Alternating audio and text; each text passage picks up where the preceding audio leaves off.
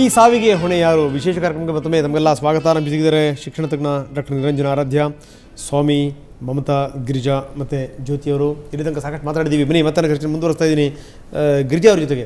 ಗಿರಿಜಾ ಅವರು, ನನಗೆ ಅನಿಸ್ತಾ ಇದೆ ಕೆಲವು ಸಂದರ್ಭಗಳಲ್ಲಿ ಮನೆಯಲ್ಲಿ ಆರೋಗ್ಯ ಹದಗೆಟ್ಟು ಆಸ್ಪತ್ರೆಗೆ ಸೇರಿದಂಥ ಸಂದರ್ಭದಲ್ಲಿ ಆ ರೋಗಿ ಹೋಗ್ತಾನಲ್ಲ, ಆ ಕೇಸ್ ಡಾಕ್ಟರ್ ಮೇಲೆ ಬಂದುಬಿಡುತ್ತೆ.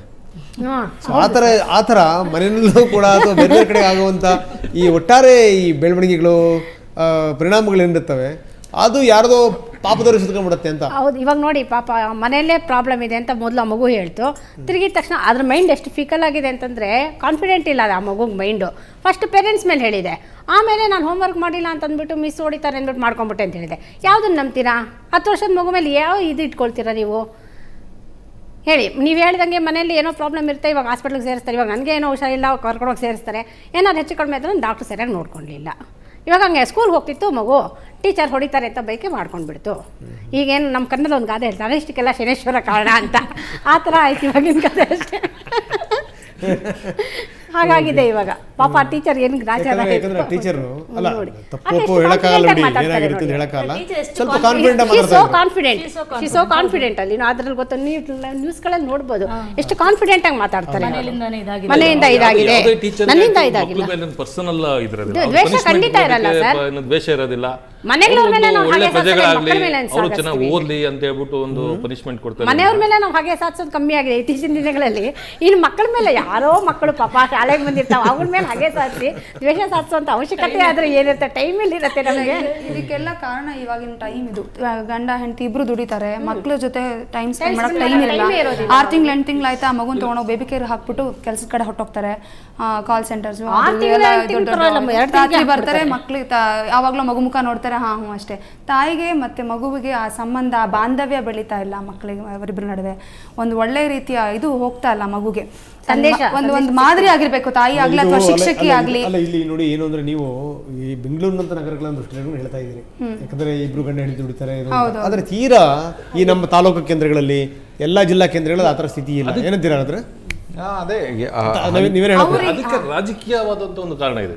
ನಾನು ಹಳ್ಳಿಯಿಂದ ಬಂದಿರೋದ್ರಿಂದ ಹೇಳ್ತಾ ಇದ್ದೀನಿ. ಈ ಹಳ್ಳಿಗಳಲ್ಲಿ ಏನಾಗ್ಬಿಟ್ಟಿದೆ ಅಂತ ಹೇಳಿದ್ರೆ, ಈ ಪೇರೆಂಟ್ಸು, ಪೋಷಕರು ಮಕ್ಕಳ ಮುಂದೆ ಟೀಚರ್ಸ್ ಬೈಕೊಳೋದು, ಅವರೆಲ್ಲ ಪರ್ಸನಲ್ ರಿಲೇಷನ್ಶಿಪ್ ಇರುತ್ತೆ. ಅಲ್ಲಿ ಒಬ್ರಿಗೊಬ್ರಿಗೆ ಭೇಟಿ ಆಗ್ತಿರ್ತಾರೆ, ಒಬ್ರಿಗೊಬ್ರಿಗೆ ಒಂದು ಸ್ನೇಹ ಇರುತ್ತೆ, ದ್ವೇಷ ಇರುತ್ತೆ. ಏನು ಮಾಡ್ತಾರೆ ಅಂದ್ರೆ ಮಕ್ಕಳ ಮುಂದೆ ಇದು ಮಾಡೋದು, ಟೀಚರ್ಸ್ನ ಬೈಕೊಳೋದು, ಅದು ಇದು ಮಾಡ್ತಾರೆ. ಅದರಿಂದ ಏನಾಗುತ್ತೆ, ಮಕ್ಕಳಿಗೆ ಟೀಚರ್ಸ್ ಬಗ್ಗೆ ಇರೋ ಒಂದು ಗೌರವ ಭಾವನೆ ಹೊರಟೋಗ್ಬಿಡುತ್ತೆ. ಸ್ಕೂಲಲ್ಲಿ ಅದೊಂದು ಡಿಫ್ರೆನ್ಸ್. ನನಗೆ ಒಂದೊಂದು ವೈಯಕ್ತಿಕವಾದ ಒಂದು ಅನುಭವ ಹೇಳ್ತೀನಿ. ನಾನು ಹೋದ ವಾರ ಇದೇ ಟೈಮಲ್ಲಿ ನಮ್ಮ ತಂದೆಯವರು ವರ್ಕ್ ಮಾಡಿದ ಸ್ಕೂಲಲ್ಲಿ ಸುವರ್ಣ ಜನ ಇದು ಗೋಲ್ಡನ್ ಜೂಬ್ಲಿ ಕಾರ್ಯಕ್ರಮ ಇತ್ತು.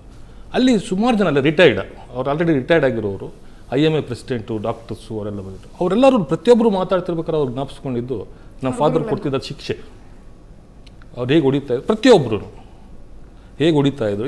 ಇದೇ ಟೈಮಲ್ಲಿ ನಾನು ಫಂಕ್ಷನಲ್ಲಿದ್ದೆ ಲಾಸ್ಟ್ ವೀಕಲ್ಲಿ. ಹೇಗೆ ಹೊಡಿತಾರೆ ಅವರೆಲ್ಲ ಒಳ್ಳೊಳ್ಳೆ ದೊಡ್ಡ ದೊಡ್ಡ ಉನ್ನತವಾದಂಥ ಸ್ಥಾನಕ್ಕೆ ಹೋಗ್ಬಿಟ್ಟು ಇವತ್ತು ವರ್ಕ್ ಮಾಡ್ತಿದ್ದಾರೆ. ಡಾಕ್ಟರ್ಸ್ ಇದ್ದಾರೆ, ಇವತ್ತು ಒಬ್ಬರು IMA ಪ್ರೆಸಿಡೆಂಟ್ ಇದ್ದಾರೆ, ಸುಮಾರು ಜನ ಎಲ್ಲರೂ ಹೇಳಿದ್ದಾರೆ. ಹೊರಗಡೆ ನನ್ನ ಹತ್ರ ಪರ್ಸನ್ ಹೇಳಿದ್ದು, ನಮ್ಮ ತಂದೆಯವರು ಆ ಥರ ಶಿಕ್ಷೆ ಕೊಟ್ಟು, ಆ ಥರ ಪ್ರೀತಿ ಜೊತೆಗೆ ಶಿಕ್ಷೆ ಜೊತೆಗೆ ಪ್ರೀತಿ. ಸಾಯಂಕಾಲ ಹೊತ್ತು ಸೈಕಲ್ ಹಾಕೊಂಡು ಮನೆಗಳಿಗೆ ಹೋಗ್ತಿದ್ರು. ಯಾವ ಥರ ಇವ್ರು ಓದ್ತಾ ಇದ್ದಾರೆ, ಹಳ್ಳಿಗಳಿಗೆಲ್ಲ ಸೈಕಲ್ ಹಾಕೊಂಡು. ನಮ್ಮ ಮನೇಲಿ ನಮ್ಮ ತಂದೆ ತಾಯಿ ಇಬ್ಬರು ಟೀಚರ್ಸ್ ಸರ್. ಅಪ್ಪನೂ ಹೈಸ್ಕೂಲ್ ಪ್ರಿನ್ಸಿಪಲ್ ಆಗಿ ರಿಟೈರ್ಡ್ ಆದವರು. ಅಮ್ಮ ಮೊನ್ನೆ ನವೆಂಬರ್ 30 ರಿಟೈರ್ಡ್ ಆಯಿತು. ಅಮ್ಮನಿಗೆ ಇಬ್ಬರು ಶಿಕ್ಷಕರು.